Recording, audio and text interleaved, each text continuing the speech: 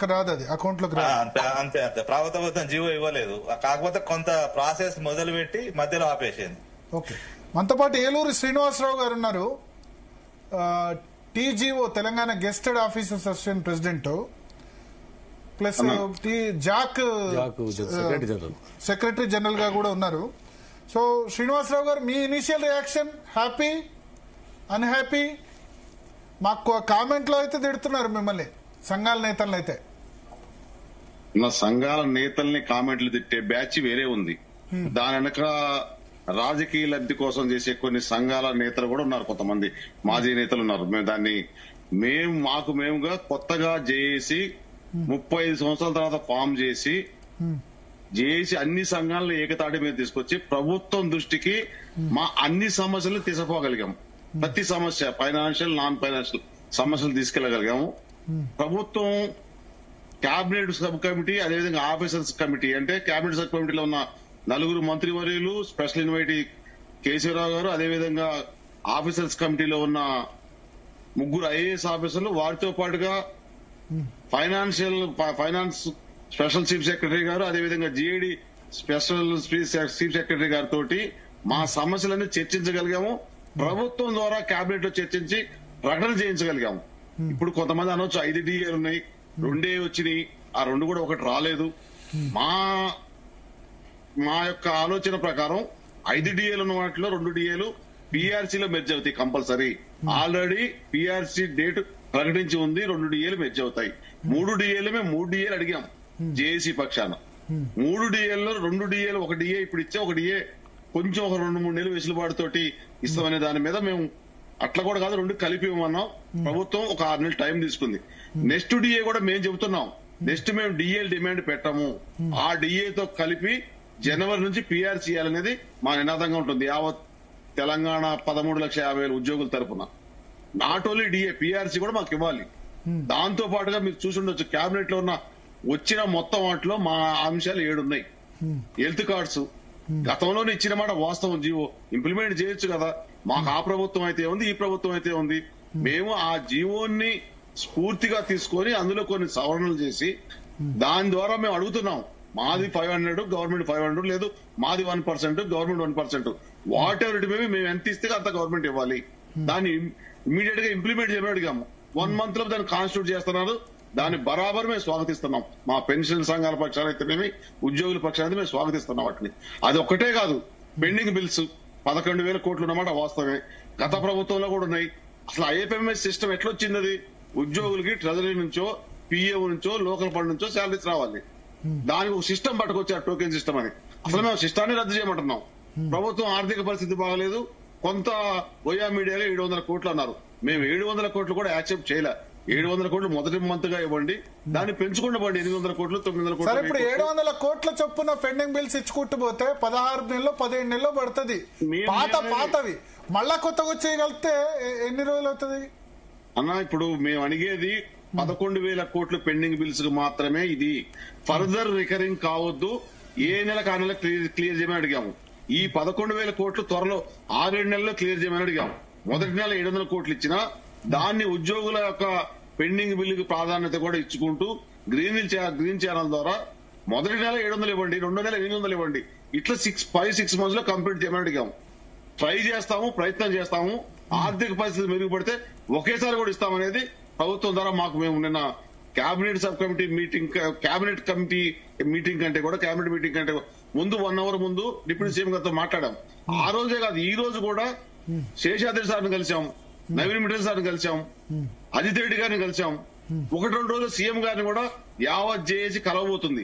మేము కలవబోయేది కృతజ్ఞతలు చెప్పడానికే కాదు, ఫర్దర్ మిగతా డిమాండ్స్ అన్ని కూడా ఈ రోజు కూడా చీఫ్ సెక్రటరీ గారి మీటింగ్, ఆల్ ప్రిన్సిపల్ సెక్రటరీస్ తో మీటింగ్ జరిగింది.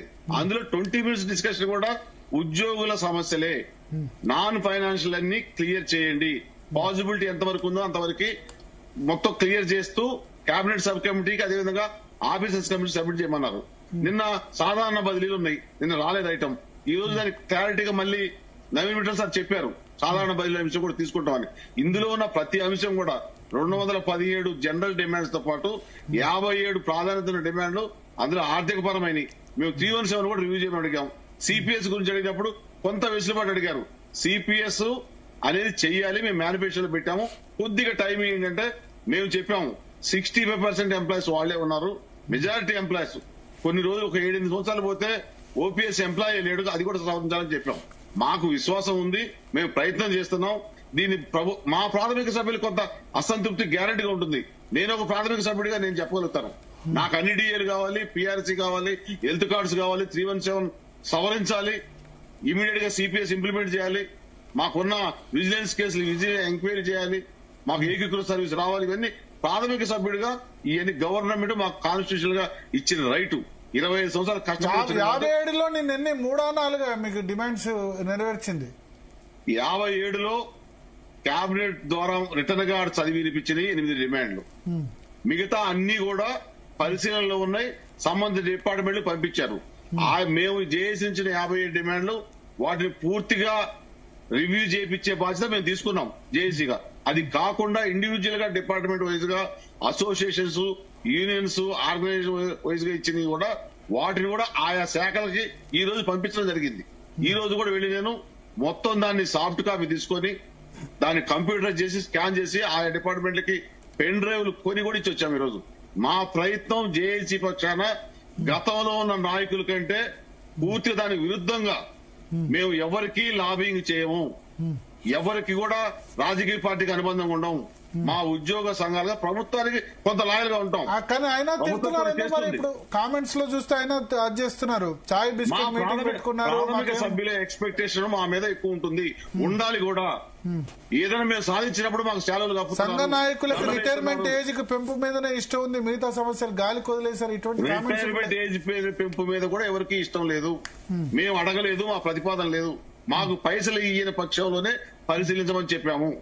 మేము ఒక గెజిట్ అధికారుల సంఘంగా మిగతా సంఘాల కంటే కూడా మా సంఘంలో గెజిట్ అధికారులు రిటైర్మెంట్లు ఎక్కువ ఉంటాయి, మాకు బెనిఫిట్స్ ఎక్కువ రావాల్సి ఉంటుంది. వాటి కోసం మేము అడుగుతాం తప్ప మేము పెంచమని ప్రతిపాదన లేదు. దాన్ని పరిశీలించమంటున్నాం. మాకు పేమెంట్ ఇమీడియట్ గా ఇవ్వండి.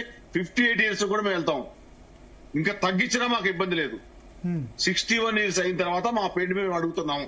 దానికోసమే మా యావత్ జేఏసీ 206 సంఘాలు ఈ రోజు యాక్చువల్ గా మీటింగ్ ఉంది. దాన్ని పోస్ట్ పోన్ వేరే కారణాలు కూడా కొన్ని తప్పనిసరి కారణాల వల్ల పోస్ట్ పోన్ చేసుకోవాల్సి వచ్చింది.